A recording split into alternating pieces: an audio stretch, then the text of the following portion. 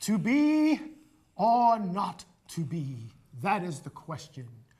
When it is nobler for the mind to be wary. What are you doing, Jeff? Oh, Michael Spicer's going to be with us here on the scene from Salina. He's from the Salina Community Theater. Oh. So I'm just kind of getting into character. Oh, great. Okay, Romeo, Romeo, wherefore art thou, Romeo? What do you think of that? That's fantastic. What else are we going to do today? Hot topics. Coming up, we will talk about babies. And not only babies, tasers. Tasers? So watch us coming up next on The Scene. The Scene!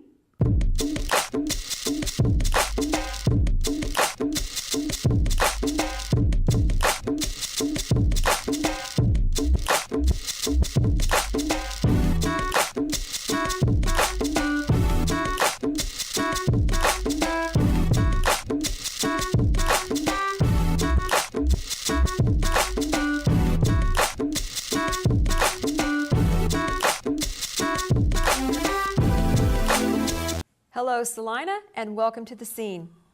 We would love to have you get involved in our little show here. And to do that, you can email us at thescene@salinatv.org. We'd like to hear your suggestions for topics, or if you just want to give us an email and let us know how we're doing, that would be fantastic. And if you're gonna send an email and you want to send an email and say, hey, you guys suck, please just don't say we suck. Please say how we suck. Yes, because we want to improve if we're sucking. Right. Or like And say who it is. And who it is. Right. Right. Specifically, Who it is. Jeff yes, sucks. who it is. Jeff's head's too shiny. Oh, yeah. He keeps wearing blue jeans, it's unprofessional, or what? I mean, whatever it is, please send us an email. Whatever. We'll take anything, we want any to hear kind your of comments. feedback, and topics too. So get involved. So, gentlemen, I want to talk about what I've seen on Facebook today, which was a little video about a gentleman who got pulled over by a police officer and tasered. Did you see this video? Good evening. The officer down there at the checkpoint said he didn't have your seatbelt on, but he came through. Do you have your license, insurance, anything like that? Got it on now, don't I? What's that? I said I got it on now, don't I? You got it on now, or you didn't have it on then? Did you see that?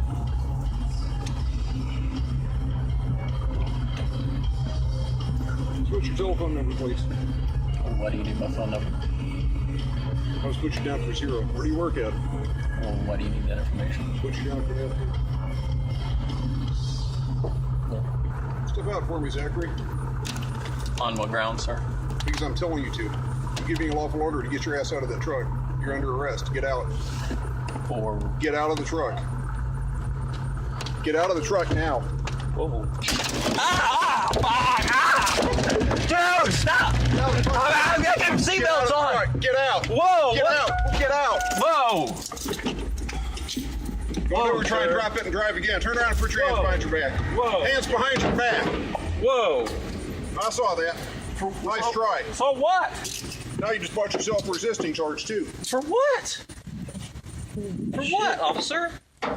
You thought about driving off on me. No, nice I try. did not. No.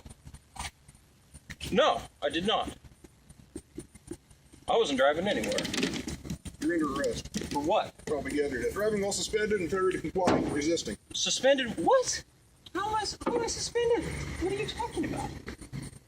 I don't know what you're talking about. Okay. Your license is suspended. How is it suspended? Sir? Come on back. Pockets, get sticky, needles, knives, anything like that. I did see the video. It was an interesting video, and like we were talking about earlier, when you see a video, you never know if what you're seeing is real. I mean, Or all-inclusive. Or all-inclusive. Is that the whole video? Was it pieced together or spliced or whatever they do now with video? But I watched it, and it was very interesting. It was a very interesting video. And what did you find interesting about it? Well, here's the one thing, and maybe Charles can kind of attest to this. As a child, my parents had a talk with my brother and I, and it was the police talk. Oh. And we would have the police talk maybe every 2-3 months. And it was, if you are ever pulled over by the police, A, you keep your mouth shut. B, you keep your hands on the steering wheel. C, you don't make any sudden moves. And whatever you do, you don't talk back and you don't get smart with the police. And the guy, he broke all those rules. I mean, he broke them all. I'm not saying that he should have been tased, he shouldn't have been tased, but, and it's the same conversation I have with my son. You're dealing with, you don't know what that person's, you don't know what, and I love the police department. I do. The police department has been very helpful to me in many situations. I want to make sure that I get that across. No, because I don't want somebody to come out saying, oh, well, Jeff hates the police. No, I love the police. I love that they're there. I thank God they're there. They do a job that I would never, ever do for any amount of money. But you don't know what prejudices that police man brings with. You don't know what call he's had before that. He's got a heightened awareness, too, when he's pulling somebody over. I mean, how does he know that he's not dealing with somebody who could shoot him? How does he know that? So he's going into all of that, and then you're kind of talking back to somebody who has a gun. And I don't know, just me, and maybe it's just me, but if I'm talking to somebody who has a gun, maybe there's a sir that comes out of my mouth. Maybe there's a please, he said sir many times. Thank you. But there's a way you say sir, and there's a way you say sir. Okay. I hear what you're saying, but I watch a lot of cop shows. You know? Too. Okay, so I don't know if that's what I measure a lot of my evaluation of this situation on, but there's never been a cop show that I've watched that the policeman has gotten belligerent or out of hand, or do they edit that part out? Well, maybe they do, but I guess, you know, that's what I want to see, that there's got to be a level of control in those situations, even if somebody's talking back to you, or even if they're, you know, smart remarks or whatever's coming at you, that there needs to be a level of control there so the situation doesn't get out of hand. Because if somebody's doing that to you, you're feeding into it, then things do tend to escalate pretty quickly. This is what I mean. I can look at it from both angles, but the one thing is, they're no different. Those police officers are no different than me and you. Right. We have a bad day. We take our frustrations out, and it happens even as a marriage couple. They're at home. They may only argue for a few minutes, but there's a negative vibe in there, and it's the same thing. We don't know if the police officer, he could have stubbed his toe when he got out the car. He's mad. I'm just saying that we go through all kinds of thoughts, and in that aspect, I think that they're no different than us.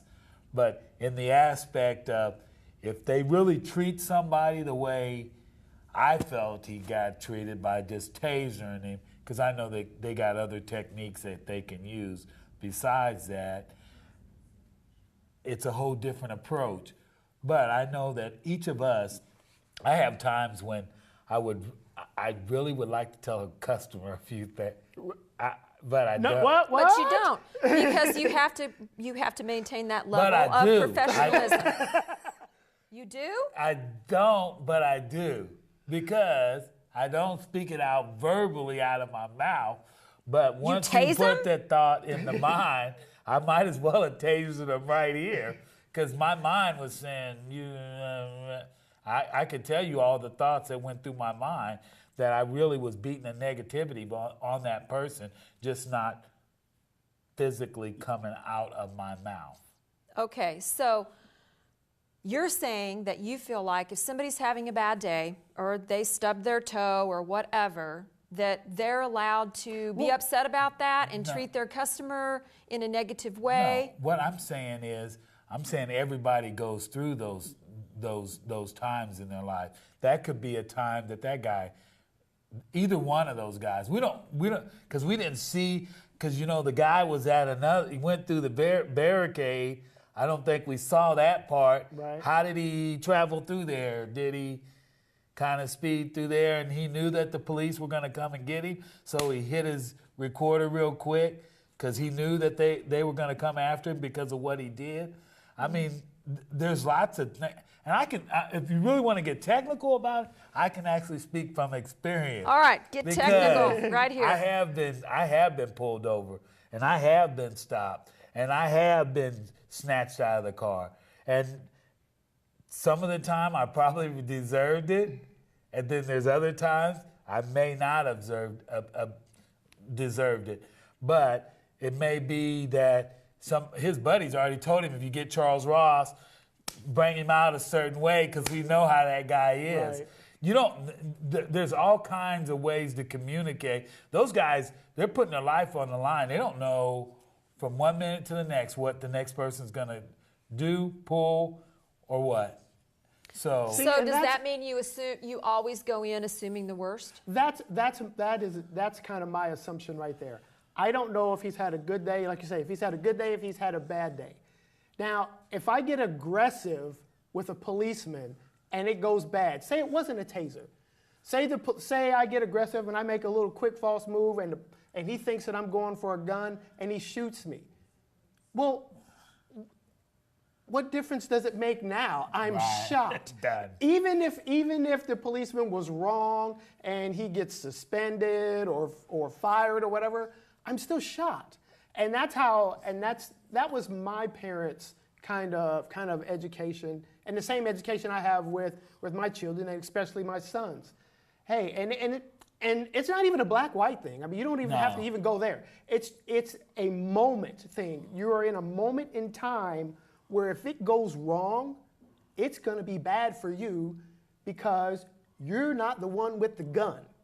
The guy with the gun is asking you to do something, and I just say some people can say, oh, well, you're being weak and you this and that. Well, yeah, I would rather drive home weak than to be strong with a bullet in myself. Yeah. I mean, that's it. So I'm completely humbling myself to every policeman that pulls me over. I always have, and I always will. Because you're not going to see my picture sitting there, Jeff Harrison shot at a police stop. That's right. It's just not going to happen. And you know that if it does happen, you'd be like, well, you know Jeff was doing everything that guy said. My hands were up here. I was smiling. I need to see your driver's license or whatever. Okay, I'm reaching left hand over. I'm going to grab it. It's coming out slow. You do watch the cop shows. It's just not going to be a bad thing for me. It's not going to go bad for me. I'm not going to be the one going like this with the taser and the 50,000, right. however many votes going through. That's just not going to be me. All right. Well, good discussion, guys. We have some more topics, and we'll be right back.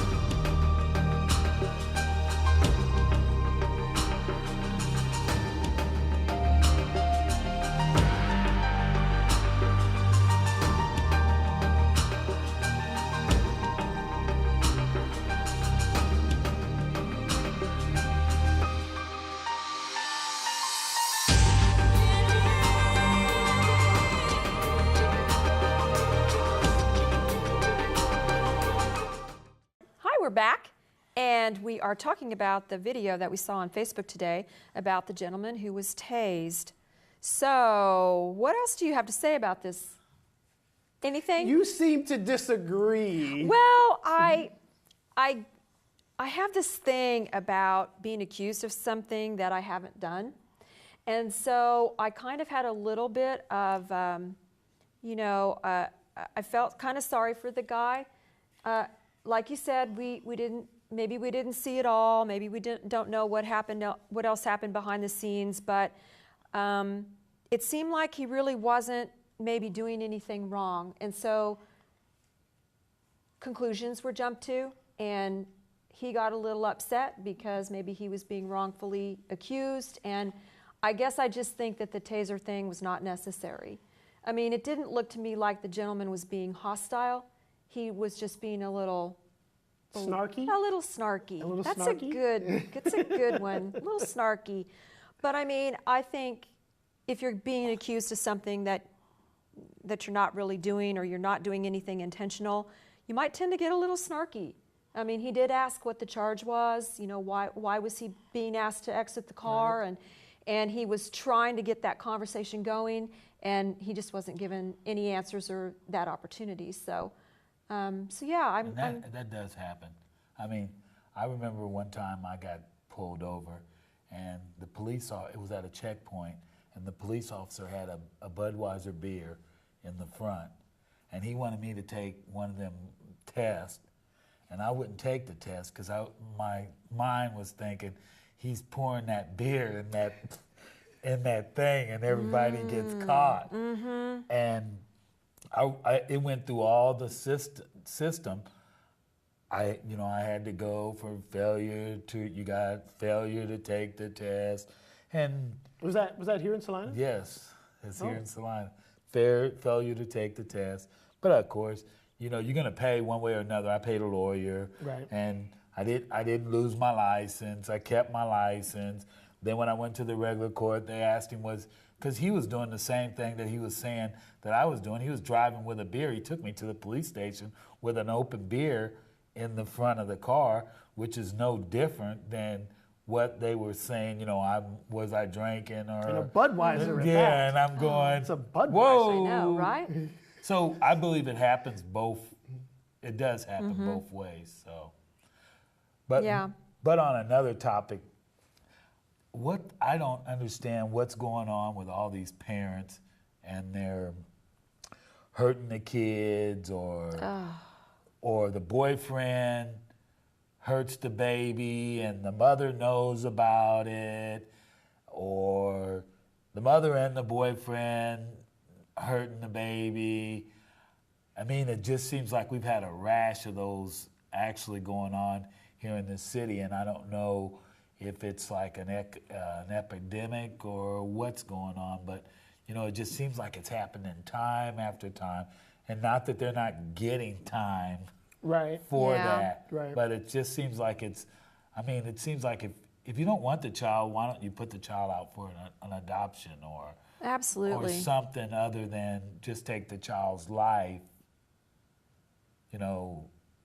for no reason. Yeah, that baby didn't ask to be brought into the world. That was something that the parents chose. Right. And yes, I mean, there are so many loving people out there who would want to adopt a child.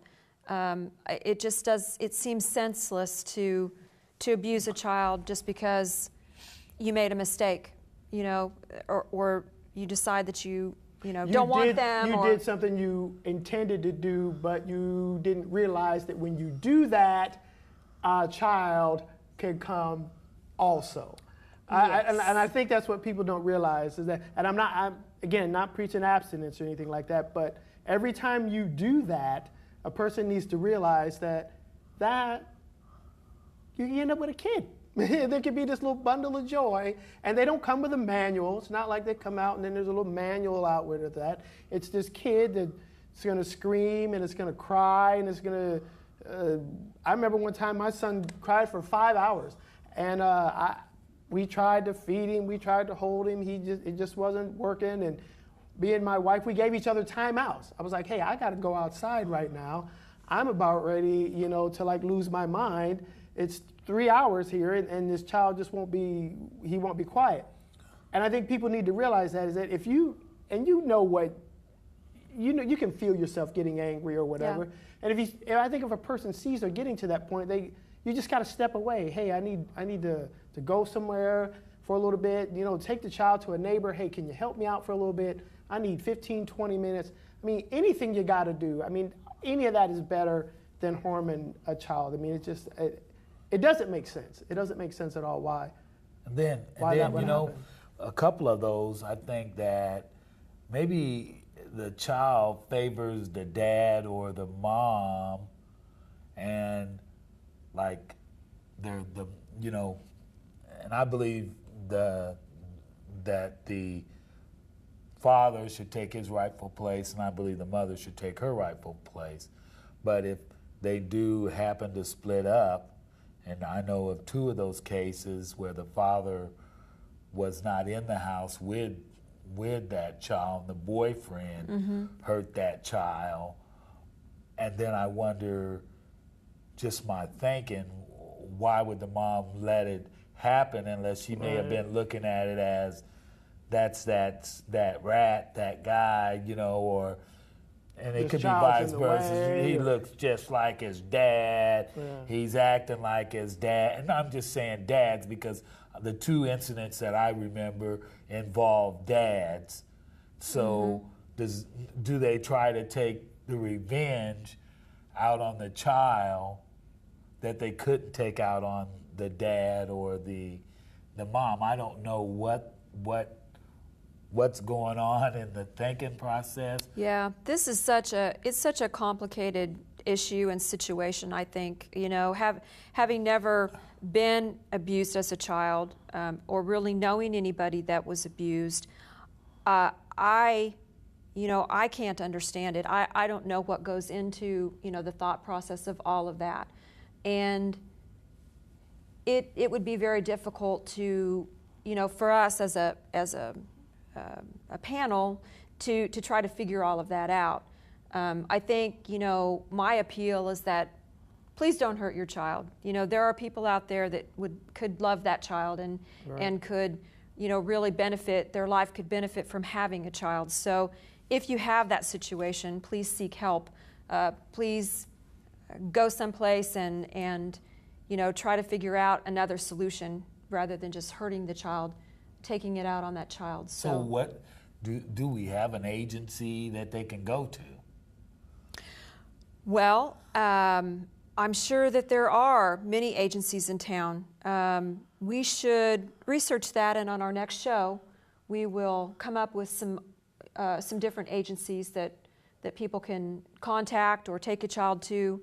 I think we could definitely Well, if somebody that out knows there. that, couldn't they just use Right, that? you send us the email. Use the Yeah. email. Or There if you there's- go. If there's an agency or maybe a church or something like that who has a mom's, dad's night out, please send that to us, and we'll go ahead and put that on the next show. No, the scene That's at a great salinatv.com. No, .org.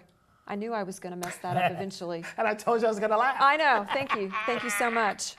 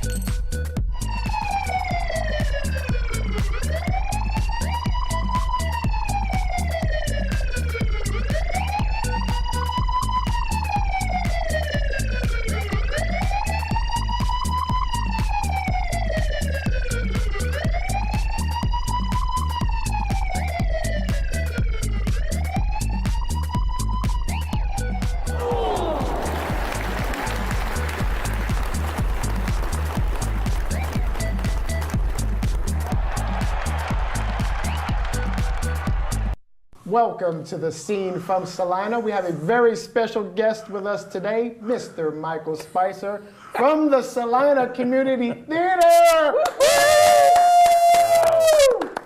Thank you, thank you. And Michael, the question that everybody wants to know in this upcoming season, is Mary Poppins really gonna fly? She is. We're very fortunate to have a generous grant from the Earl Bain Foundation that allows us to bring ZFX Special Effects Flying Company in. And they've done a lot of Broadway shows, and they did our production of Wizard of Oz. They flew the Wicked Witch, and they did the Cyclone Effect.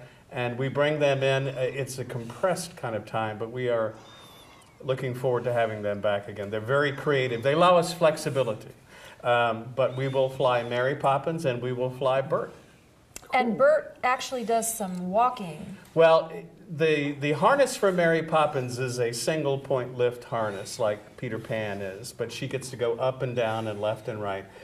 The harness for Bert is a double point harness, which means he's hooked here, which means he gets to do flips and turns, and I think they can turn him sideways and he can spin this way too.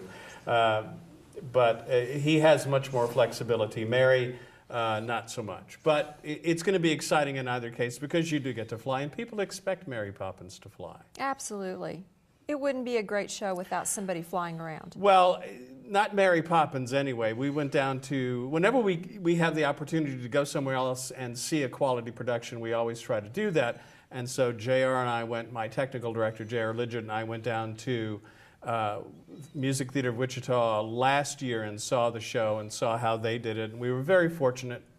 Wayne Bryan, who is the artistic director, took us backstage, and we were able to see a lot of the tricks with the set and a lot of the flying apparatus, which ZFX also flew their show. So we were fortunate to know what we're able to do and what we're not able to do. And one of the things that we do when we go see shows like that is we go, well, we can't do that because we don't have this space on stage right, so we're going to have to cut that. But we can do this on stage left, and we can shove that, and we can do this trick, and we can make it to look like this. So we always try to figure out what the traps are with the show and know how we can overcome them in our space. And we've done Peter Pan and Wizard of Oz, and we've done a lot of huge set piece shows, and we've managed to make them all work. So we're looking forward to this. It's going to be a challenge, but it's going to be exciting. So take us a little bit behind the curtain here. How does that work? Without giving away too many of the trade secrets, how do you hook whatever person this is going to be up to this stuff and then make them fly? You have to start very early on. And first of all, you have to tell the people when you cast them that they are flying. And we did that at auditions. We said Mary Poppins and Bert will need to start doing crunches because your core needs to be very strong, because when you get lifted, and this is more for Bert than Mary, when you get lifted and your body stretches out, you don't have, when you sing, the floor to press against to actuate your diaphragm to sing more effectively. And consequently, you've got to be strong to be able to hold yourself upright too, because the natural tendency is when you get lifted here is you kind of collapse and do this, and you've got to brace up like this, and then they teach you how to use your legs to make you move in different directions, and then you're hooked from a single point in the middle of the back, and the costumer has to build the costume so the harness can go underneath without looking bulky and bulging out in every place, and you've got to be able to hook Mary quickly and effectively so that she can be lifted and flown across stage or flown wherever she's flown. And then Bert has to be hooked from both sides. And then when he flies, he's got to learn how to keep his arms out of the way of two wires that are around him so it looks natural, as opposed to, look at that guy doing that funny movement up there. Why is he doing that? So it's a real technique, and we don't have much time to do it because we have 2 days to set up and to train the flying crew. And then we have 2 days to choreograph all of the flying, and then the flying master leaves the equipment and goes away. And then it's left to us. Oh. And you have to have 2 people per line. You have to have the up and down person, and you have to have the left and right person. And they have to coordinate so that, for example, in Peter Pan, when Peter Pan flies, she doesn't go up and then move this way. She tends to go across the space this way. So the travel captain has to pull at the same time that the lift captain pulls, and that's how you get Air Peter Pan going.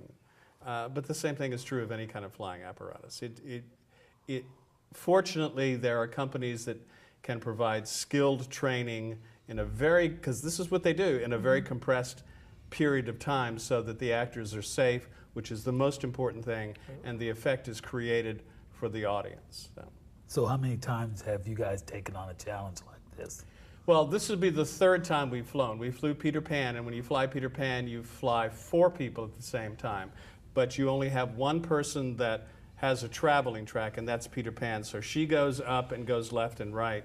But Wendy, Michael, and John all fly, and they have a single point harness. And the way that you get movement on them is they're trained and to move laterally across the stage and then wait, and they hold hands and they all get lifted at the same time, and because they're suspended from a single point and get lifted, then they have travel and they swing back and forth this way. And they all learn how to use their legs to move back and forth and go up and down, and it creates a great effect, but it's a real art form. And again, you've got to be strong, you've got to have a good core, and you've got to ultimately make it as safe as you possibly can for the actors, because you don't want to lose Mary Poppins. There are all these stories about shows like Peter Pan, where poor Peter Pan got flown off one side of the stage and got knocked out, and then came back on hanging like this, and all the children in the audience are going, "Peter Pan! You know, so you don't want that to happen. It killed Mary Poppins. Kind of ruins the effect. Yeah. And slows the show down too. a real So we don't want that showstopper. to happen. So there are a lot of other special effects in this show. Yeah, there are. And do you foresee being able to do those as well? Well, we think we can accomplish all of them that are written for the stage show. Have you seen the stage show? I have. Okay. We think we can accomplish all of those pretty successfully. Maybe not on the grand scale that a Broadway show will, but we can scale it down for our stage, because our stage is not only smaller, but it's more intimate. So we can't hide big tricks. They've got to Right. be fairly smart when we design them, so that when the bed comes out of the wall, or the flowers come out of the pot, or she puts her valise down and pulls all of these things out of it, you've got to know where they're coming from and how are you going to do that. And fortunately, we have a good design and build team that are working on that now. I'm personally waiting to see how it happens, but Yes, yes. I'm not worried about it. Well, we don't want to give away all the secrets, but this show will be very challenging with everything that you have to deal with. Well, all of our main stage shows are challenging because of the limitations of space. And if we didn't have the scene shop to roll wagons into, we would be extraordinarily limited.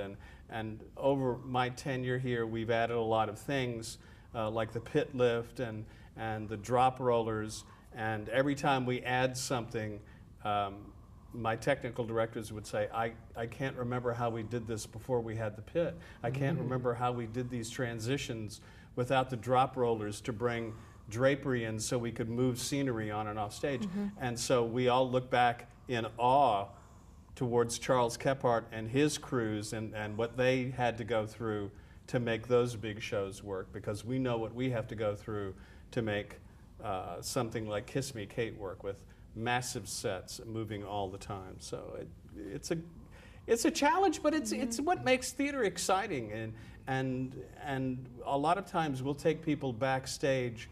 I'll take donors backstage during a show and let them watch what's going on back there, because oftentimes after you've seen a show, that's as interesting as seeing the show itself, because you don't know how that happens. You don't know that set goes upstage while this goes on stage, and then this one slides out, and then the actors come on underneath it, and then we bring the drop in and push it back upstage and change sets while we oleo down in front of it and then lift it up, and you've got a whole new set behind it. Right. But that choreography is as critical to the success of a show, we feel, as anything else, because we don't like to stop the show for a scene change. And we've been very proud about keeping all of our shows moving. And so even when you do a Rodgers and Hammerstein show that normally has an hour and 45-minute first act, we can cut it down, because usually we're not stopping for big scene changes. We can find a way to make that happen. There's so many interesting things that do go on backstage. I mean, you're talking about set moving, but also, I mean, there's costume changes going on while people are looking out windows, and I mean, it's very interesting what you do not see. So we'll talk about that more when we come back. Sure, you bet. Hey, at Access TV, we can film about anything, even a video of a hard drive just spinning around in my hands. Contact Access at 823-2500 to get your programs on the air. Or if you want to help with any of our productions, give us a call, 823-2500. By law, public access is open to all citizens and to all viewpoints and for only non-commercial purposes. If you have any idea for a television program, we want you to be a member and we want to cablecast your program. TV for you, by you.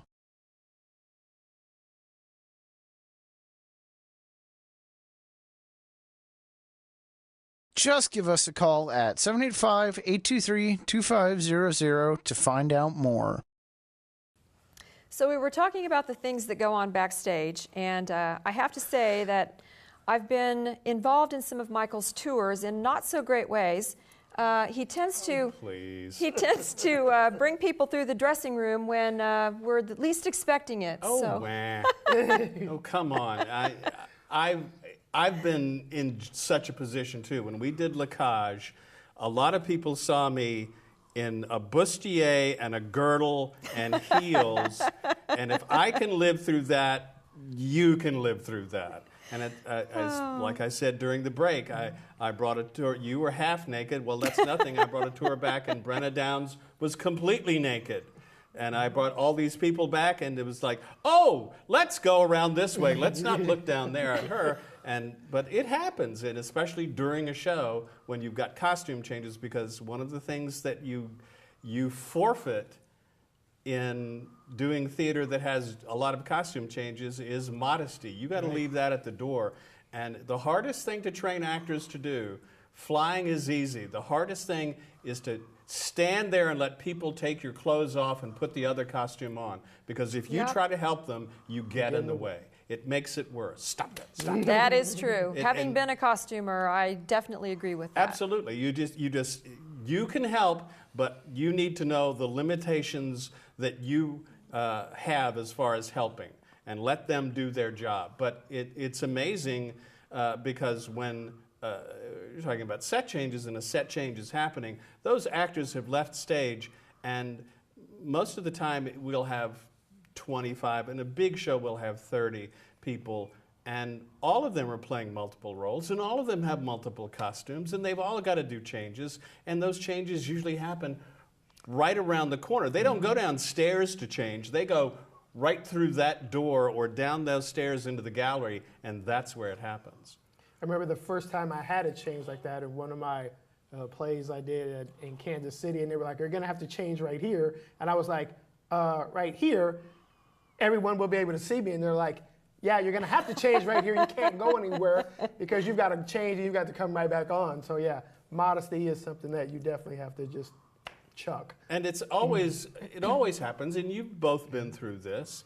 The first time you give them a costume and you're working with the dressers and they start changing it, it never happens in the amount of time that you're allowed to do it. So we're all standing around and the orchestra's vamping and we're all looking at watches, and people who've done theater before are just, all right, when it's done, it's done. And the new people are the fun ones to watch. It'll never happen. Oh my God, I'll never get this costume on. And just, it will, I promise, okay. And then 2 nights later, done. So, I mean, you have to trust us. We've done this before.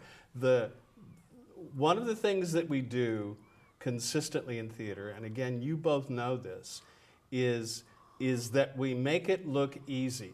What we do is not easy. In any case, it's not easy, and I tell my actors this all the time. In professional theater, my daughter is opening her curtain just went up on Les Mis. It's her first professional job in Oklahoma City at the Lyric Theater. And they rehearsed for 2 weeks, 6 days a week, 8 hours a day, and their tech rehearsals ran on. And we don't do that. We rehearse, we'll have a longer rehearsal period, but we can only rehearse 2 or 3 nights a week. And we do it 5 nights a week. And we still produce, with volunteer actors who have jobs during the day, an incredibly good product. I mean, I tell my board members all the time, please go to other theaters and see what they do. Because when you come back here, you'll be equally proud of what we're able to accomplish in Salina, at Salina Community Theater. You got to trust us. We do good stuff. So how long have you been doing it? This or this here? Well, even the I've been profession. here since 1997. And I've been doing this. I was very fortunate. I got out of graduate school in 1978, and then for a year I was just working at a lot of small theaters, directing and acting around Washington, D.C., and I got my first theater in Sioux Falls, South Dakota. And so in 1979, I've been working consistently as a director or an artistic director or an executive director ever since then. So I'm very proud of the fact that at this point in my life, I've spent the vast proportion of my adult life working as a theater professional. So what was the most craziest thing you've seen? The most tense thing that ever happened to me was in Florida. We were doing a production of The Importance of Being Earnest, which is an English drawing room farce by Oscar Wilde. And we opened on Friday night, and the reviewers are coming Saturday night. And I'm doing something during the day, and I get a phone call from the Florida Highway Patrol. And they said, the actor who's playing Algernon had an epileptic seizure in his car on Interstate 95. Don't worry, he's okay, but he'll be in the hospital tonight. So I had to go on that night with the reviewers in the house with book in hand. Now, I had directed the show, so I was fairly familiar with it. But to do Oscar Wilde with book in hand and an English drawing room comedy farce, I had an intimate relationship that night with flop sweat, which is just where every pore in your body goes goosh, and your costume is soaked. But I got through it, and the reviewers were benevolent beyond my imagination. They said, in the spirit of the show must go on, the director went on, and he didn't screw it up. So, for that I'm thankful. But that's the most stressful thing. That's a fantastic compliment. He didn't screw it. I know, right? He didn't just ruin it. And I think there was an enjoyment about watching. It's almost probably like watching Carol Burnett and watching those guys fall apart on each other a little bit. It was just the car wreck that was fun to watch. So, oh look, he's falling down again. Well, there are those great moments that you remember from all the different shows that you've directed or done, and I know I have them, and I'm sure you do too. I've got a lot. So let's talk about another show that's coming up. Okay. It's a drama piece called Clyburn Park. Okay, it's a comedy drama.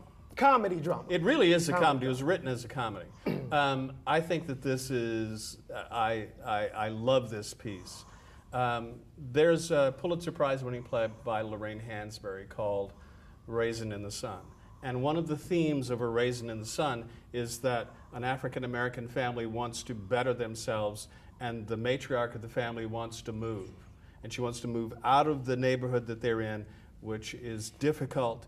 And this takes place in the 50s, so that's a whole different time period to begin with. And they ask her where she's moving, and she says, Clyburn Park. So the author of Clyburn Park wrote a 2-act play, one of which takes place in 1954 in the house that, I'm getting a signal. All right, we'll hold on to that thought. All right, We'll be right come back. with more of that.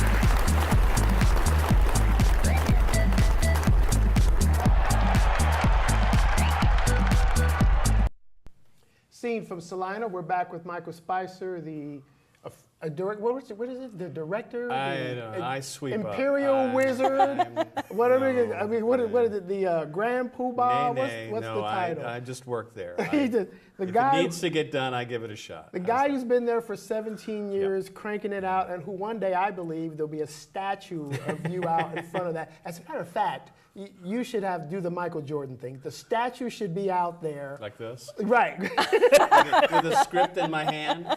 And we can kind of make it like a thing. Everybody who, when they're coming in to like do a show, they'll like have to pat your high head, five high the five script. you. That's yeah, all right. high five the script. Or Let's something do like that. Let's do that. All right. Let's work on that. Clyburn Park. Clyburn All right, Park. so Raisin in the Sun, they want to move to Clyburn Park. Clyburn Park takes place in 2 different years.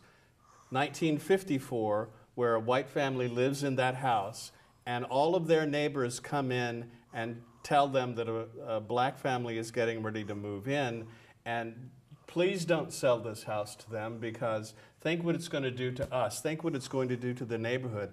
Think what it's going to do to the economics of the neighborhood.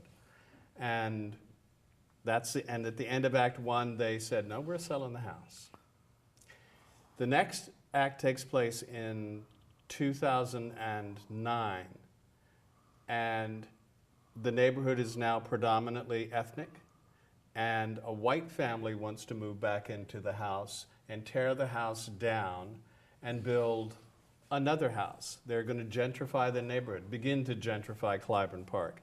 And they have to deal with the neighborhood association. Now, in this play, one of the great tricks of it is the same actors in Act 1 are in Act 2, but they play completely different people. There's a male African-American actor and a black actress as well. And in Act 1, they play servants in the white family's house. In Act 2, they're the president and vice president of the neighborhood association. So they kind of have say over whether or not this house is going to get sold to this white family. But the same arguments come up about what's this going to do to the neighborhood? What's it going to do to the families that live here and the economics? And is gentrification good for this neighborhood? You know, what's it going to do to the people that live here when the prices go up because you build this house and you drive them out? But the brilliance of the piece, the reason this is a Pulitzer Prize winning play, is that the author doesn't load the gun for you. He doesn't make the decision. He allows the audience to think about the subjects that he's presented to you and then to contemplate them after you go away. And I think that's the brilliance of the piece. And we're going to have 2 talkback sessions after each matinee with members from the City Commission and Chamber of Commerce and North Salina Neighborhood Association and people who have tenure in, and we're very sensitive about this because we sort of sit on that southwest corner of the northern neighborhood. And so we're trying to be good stewards of the neighborhood and to have these discussions come out because of this play. And again, we've gotten a grant from Salina Arts and Humanities Commission that are allowing us to sell tickets to those matinees for just $10 each. So we want people to come in and see and stay and participate in the discussion and present their ideas to the people on stage who are the decision makers in the community. Now, will that be in the black box or on No, the no, big this stage? is on the Kephart stage. This is on the main stage. The rest of the season, we open with Mary Poppins, and then we do a great new comedy in the Sunflower Theater, which is Vanya, Sonia, Masha, and Spike. And then we go back into the Kephart and we do A Christmas Story, the musical version, which was on Broadway last year, come back into the Sunflower Financial Theater for Neil Simon's Barefoot in the Park, and then back into the Kephart for the rest of the season with Clyburn Park, and then Death Trap, which is a classic American comedy mystery, and then we close with West Side Story in June. So, I mean, it's an awfully challenging season, but we're excited by it. That is a really challenging season. Now, with the West Side Story, will you have a lot of students coming in that will, do you foresee a lot of auditioning of Are you wanting to play students, Maria? or- Is that why you're asking this question? Well, I think I'm a bit old for Maria, but I take on anything. But anyways, to me it seems like that might be a hard one to cast. I think it's going to be difficult, but we are going to be offering workshops for young dancers or young athletes or young people who are interested in being in the show from ages 13 up through 20s to be a part of the Jets and the Sharks and their girlfriends. Because we realize that we have to prepare these people. And it's not only to try to give them some of the skills they're going to learn, because the dancing in the show is enormously athletic, and it helps if you have those skills. But if you're coordinated and you're capable physically, there's a lot of stuff that you'll be able to do that's because we won't actually do the Jerome Robbins choreography, but we'll do things that are evocative of that. Well, like when we do a Bob Fosse show, we don't do his choreography, we do things that are evocative or reminiscent of his style, and I think that that's what people appreciate. So again, we know that this is in front of us and we've got a year to prepare, and we're hoping that this series of workshops will bring people out and prepare them and also get them in shape for that dancing too. Yeah. I know, I can't do it. One of the things that I love about our theater here is that we grow our own people for shows. Can you talk a little bit about just the learning part of the theater? I think that's a great question. Thank you, Shauna. We talk about this every week in staff. How can we started off when I got here, we were already offering acting classes, and that's all we did for a long time. And then when Peggy closed her studio, you know, she stood down for a couple of years, and then we twisted her arm very hard to come back and help us begin a dance program. And the original thrust behind the dance program was we would offer theater dance, and it just happened in this natural evolution of things that we began offering all forms of dance, because they all sort of funnel into the skills that are necessary for theater dance. They get you to tap, you know, you've got to have a little ballet, you've got to have a little contemporary, you've got to have a little tap, and then all of that comes together to be able to do things like West Side Story or almost any of the shows that we do. And one of the things that we really want is our next big challenge is to get all of those dancers to begin taking vocal classes and acting classes. Because when I was a young man and was beginning to listen to Broadway shows on my sister's hi-fi, there were three different and distinct sections of a show, a Broadway musical. There was the leads, there were the singing chorus, and there was a dancing chorus. And if you come to see Kiss Me Kate, you'll see that it's sort of structured like that, although we sort of cross over between that. But now, if you go to New York and you're trying to get a job and you can't dance, you might sing like an angel, you might be a wonderful actor, but if you can't dance, you're incredibly limited. And the same thing about the other two disciplines. So we're trying very hard to encourage the kids to get all three disciplines. And no, they're not all going to want to be professional actors, but we've got a couple of kids right now who really want to go on in professional theater and give it a shot. And we want to give them all the skills we can to get them to the next level. And having a daughter who just graduated from a very strenuous and difficult program at Oklahoma City University and watching how she grew over those 4 years, it's particularly resonant to me right now how much a great program can do for someone who really wants to apply themselves.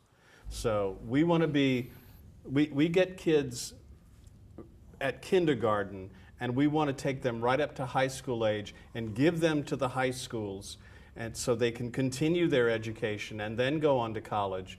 And then if they want to come back in the summer and do West Side Story, we absolutely want them to come back. And that's why we pick some of the June shows we do, like Legally Blonde and West Side Story and Joseph and the Amazing Technicolor Dreamcoat, because we get the kids out of high school, we get the kids back from college, and it's a wonderful way for the community theater to serve them in their evolution to become professional actors or to move on in their skills, and then bring all that great talent to our audiences too.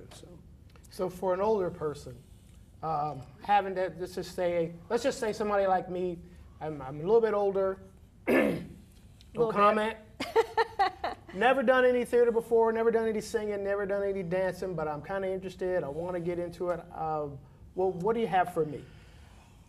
My philosophy, which I've had for a long time, is that community theater is the most important theater in the United States. And the reason it is because it's the grassroots theater of the United States. Mm-hmm.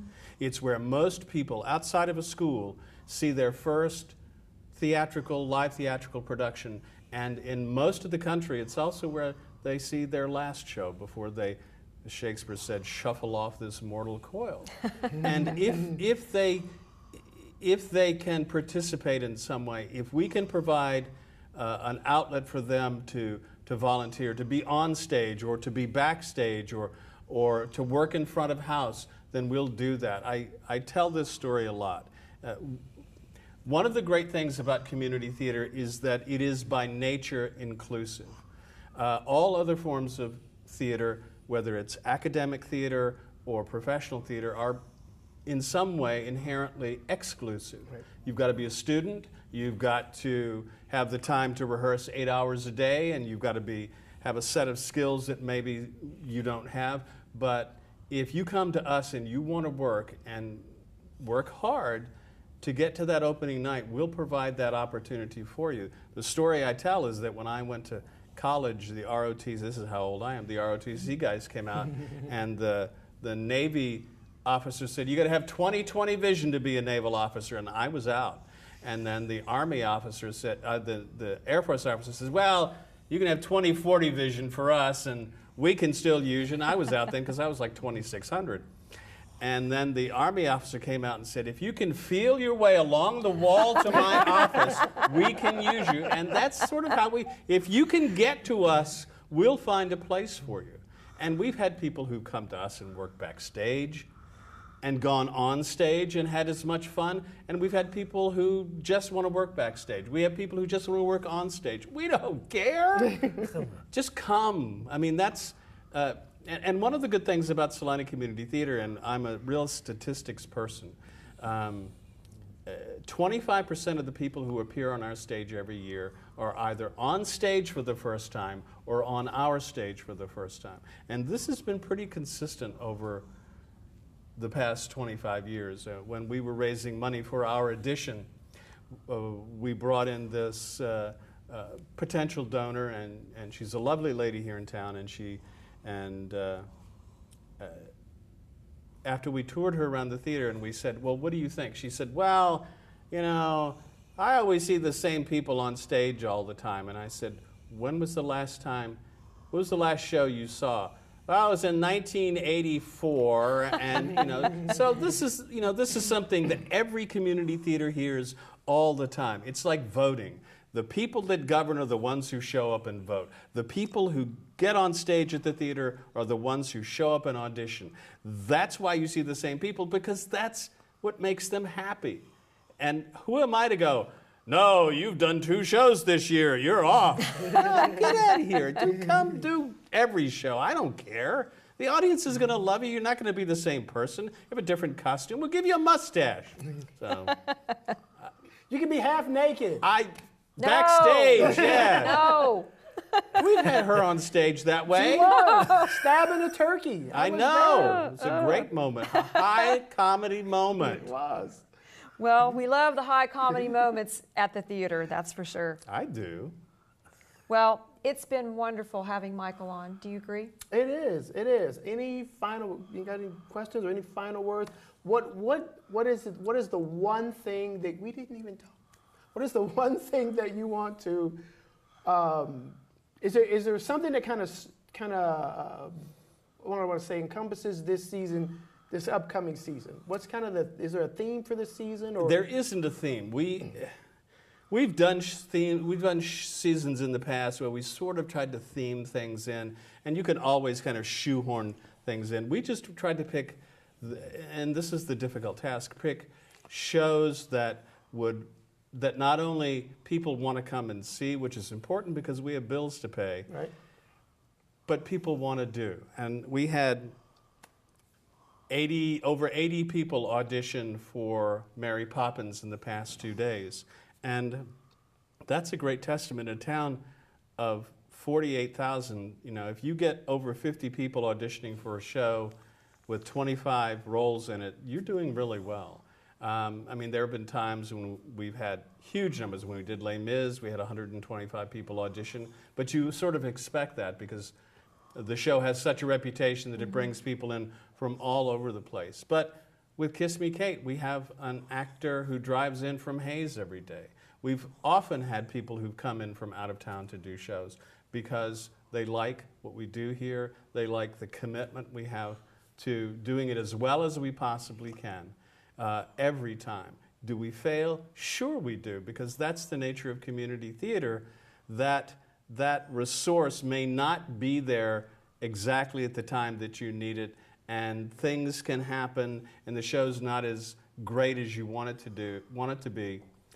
But 95% of the time, we're unbelievably successful, and that makes me incredibly proud, because the people that come to us, again, they're volunteers. They're doing this because they love them. I'm just the lucky schlub that gets to get paid for coming in every day and doing this. But I specifically went into community theater so that I could do theater with adults, with age-appropriate actors, and I have never been disappointed in that decision. Not since 1979. It's always served me well, and I've always been happy with that decision. All right. Well, I think that's about all we got. We thank you for your time, Michael. It's my pleasure. It's Thank you absolutely so my much. pleasure. Thank you all.